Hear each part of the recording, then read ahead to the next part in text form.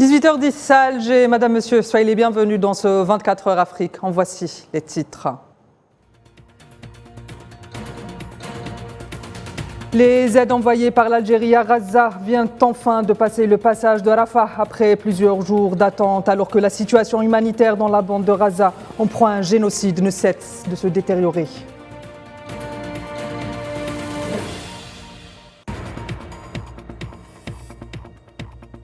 La normalisation avec l'entité sioniste, un fait accompli que le peuple marocain refuse, en particulier à la lumière des violences barbares subies par les Palestiniens dans la bande de Gaza, où la barre des 9000 martyrs a été franchie.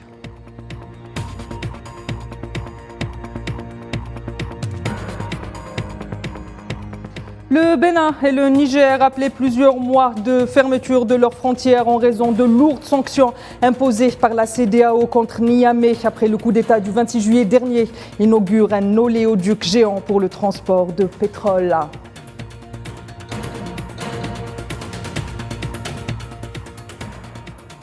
Enfin, la première tranche des aides humanitaires d'urgence envoyées par l'Algérie à destination de Gaza vient de passer le passage de Rafah entre l'Égypte et la Palestine occupée. Pour rappel, l'Algérie a annoncé le 21 octobre le lancement d'un point aérien afin de faire parvenir aux Palestiniens des aides, notamment dans la bande de Gaza.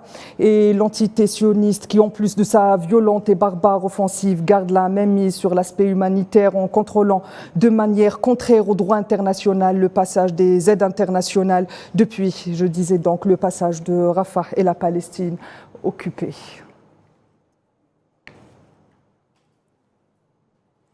Et au Maroc, la pilule de la normalisation ne passe toujours pas auprès du peuple marocain qui ne cesse de demander l'arrêt de cette normalisation qu'il qualifie de honteuse. Ils étaient des milliers de citoyens marocains à avoir répondu présent à un sit-in à Casablanca, à côté de l'ambassade des États-Unis, afin d'exprimer leur désaccord avec les accords d'Abraham et demander l'arrêt immédiat de cette normalisation.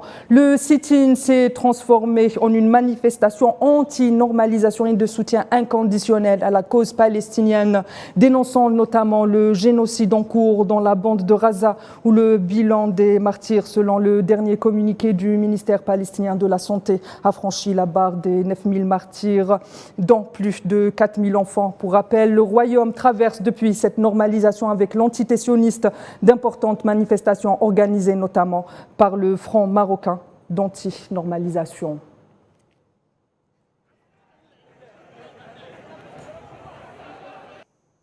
Autre soutien, cette fois-ci, à la cause sahraoui, où le gouvernement de l'Angola a affirmé son soutien à la souveraineté de la République arabe sahraoui démocratique sur l'ensemble de son territoire sahraoui.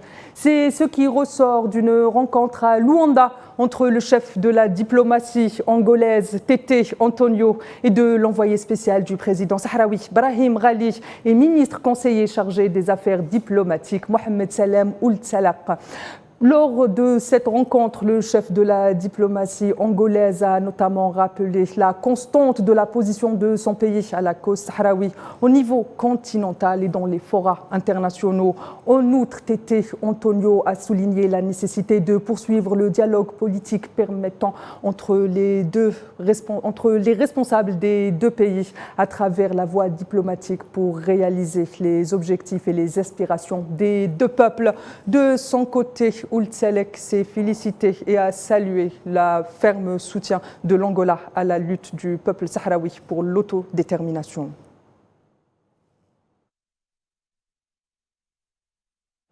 Le président tunisien Kais Saïed dénonce des complicités dans l'évasion de 5 terroristes de la prison de Mournaguia à l'ouest de la capitale tunisienne, pointant des défaillances et évoquant des mouvements sionistes. C'est ce qui ressort d'une audience accordée par le président tunisien à son ministre de l'Intérieur Kamel Fekki au palais de Carthage. Il ne s'agit pas d'une évasion où on les a fait fuir, a déclaré Kais Saïed, affirmant que les photos qui ont été diffusées n'ont aucun fondement et n'auraient jamais dû circuler.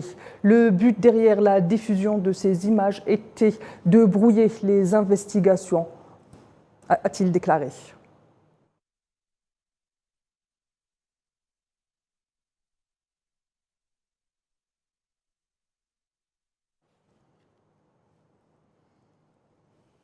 Au Mali, plusieurs casques bleus de la mission de maintien de la paix de l'ONU, la MINUSMA, en cours de retrait du pays, ont été gravement blessés alors que leur convoi était en route vers Gao en provenance de Kidal au nord du Mali, a fait savoir Stéphane Dujarric, porte-parole du secrétaire général de l'ONU. Le convoi a été victime d'un engin explosif improvisé. Nous venons juste d'apprendre que le convoi a été touché par un engin explosif improvisé.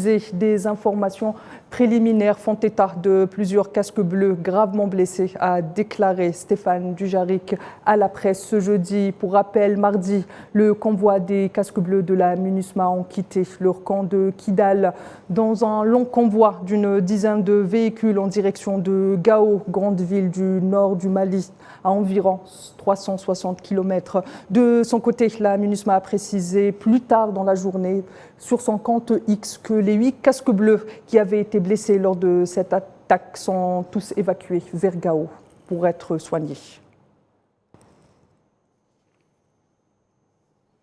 Et au Nigeria, environ 37 personnes ont été tuées par 2 attaques distinctes dans le nord-est du pays, selon des sources locales, entre lundi et mardi. Selon le récit de plusieurs sources concordantes, des éléments affiliés au groupe terroriste autoproclamé État islamique en Afrique de l'Ouest ont été tués lundi soir et au moins 17 personnes dans une autre attaque contre une localité agricole dans l'État du Yobe à la suite de leur refus de payer une taxe sur le bétail imposée par le groupe terroriste. Et mardi au soir, les habitants de ce village et des autres habitants de villages environnants ont organisé des funérailles à Kayaya, dans la district de Gaïdam. Un groupe de 22 hommes du village voisin de Karabiri restés chez eux à bord d'un pousse-pousse motorisé après les funérailles lorsque ce dernier a été heurté par une mine posée par les terroristes.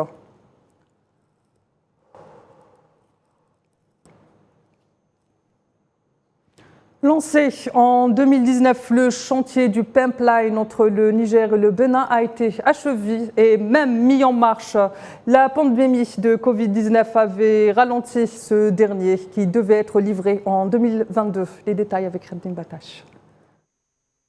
Il s'agit de l'un des projets les plus importants pour la prospérité économique des deux pays. Le Niger et le Bénin seront désormais liés par les liens sacrés du pétrole. L'oléoduc Niger-Bénin est désormais réalité. Le pipeline devant acheminer du brut du sud-est du Niger jusqu'au Bénin a été mis en service. Au total, pas moins de 6 milliards de dollars ont été investis, dont 4 milliards de dollars pour développer les champs pétroliers dans l'Agadem et 2,3 milliards de dollars pour la construction de l'oléoduc, selon le gouvernement.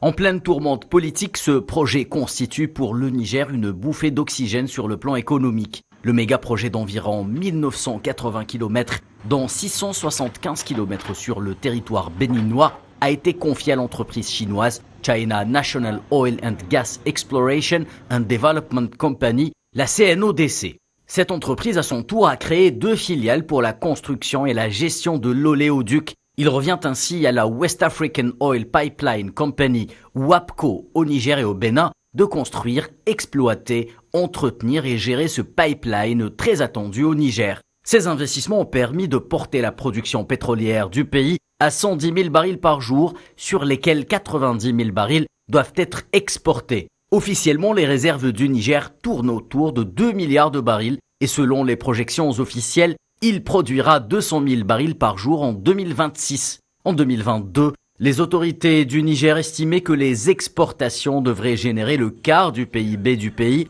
soit plus de 13,6 milliards de dollars en 2020 selon la Banque mondiale et à peu près 50% des recettes fiscales du Niger. Le gouvernement ougandais a fustigé l'annonce des États-Unis de retirer de façon unilatérale son pays d'un accord commercial. En effet, Washington a annoncé cette semaine qu'elle excluait à partir de janvier 2024 l'Ouganda ainsi que la République centrafricaine, le Gabon et le Niger de la liste des pays d'Afrique subsaharienne bénéficiaires de l'African Growth and Opportunity Act, AGOA. Kampala affirme que cette décision nuirait à ses agriculteurs et les petites entreprises. La raison invoquée par Washington, le non-respect des droits humains dans ces pays-là.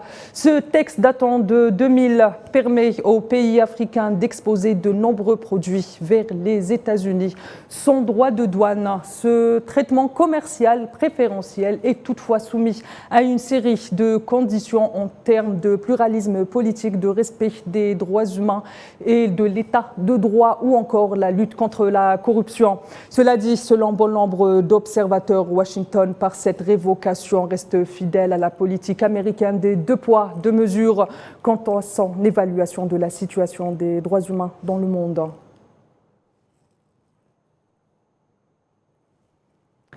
Et face au génocide du peuple palestinien qui se joue à huis clos dans la bande de Gaza avec le soutien de plusieurs puissances occidentales, les stars du sport africain continuent à se mobiliser et à dénoncer les crimes abjects contre le peuple palestinien. C'est dans ce sillage que la tenniswoman tunisienne Ons Jabeur a annoncé faire don d'une partie de ses gains du Master WTA de Cancun au Mexique pour aider les Palestiniens. La numéro 7 mondiale était très émue lors de son interview et affirme qu'elle ne peut pas être heureuse pour ce prix en vue de ce qui se passe en Palestine. Ons Jabeur affirme que ce geste est avant tout humain et loin de toute considération politique.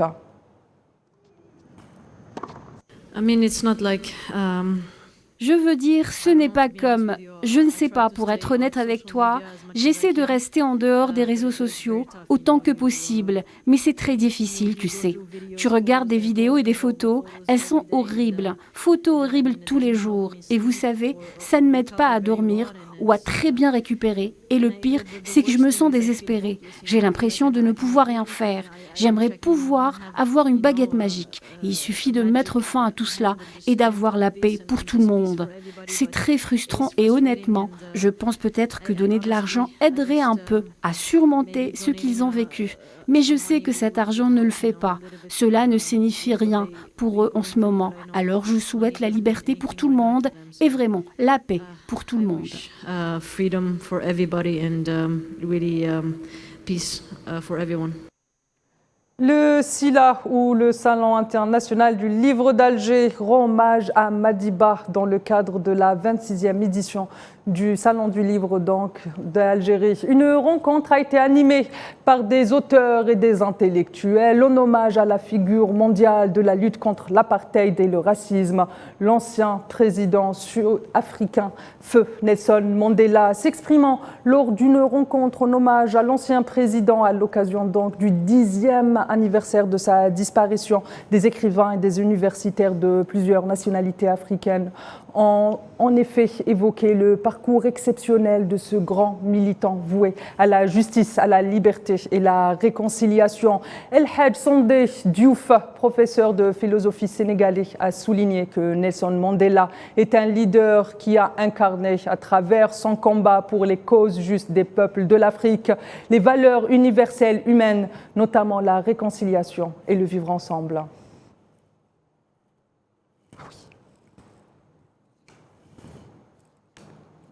Madame, Monsieur, c'est sur cet hommage à Madiba que s'achève ce 24 heures Afrique. Je vous donne rendez-vous demain pour plus d'actualités. Excellente suite des programmes sur Al 24 News.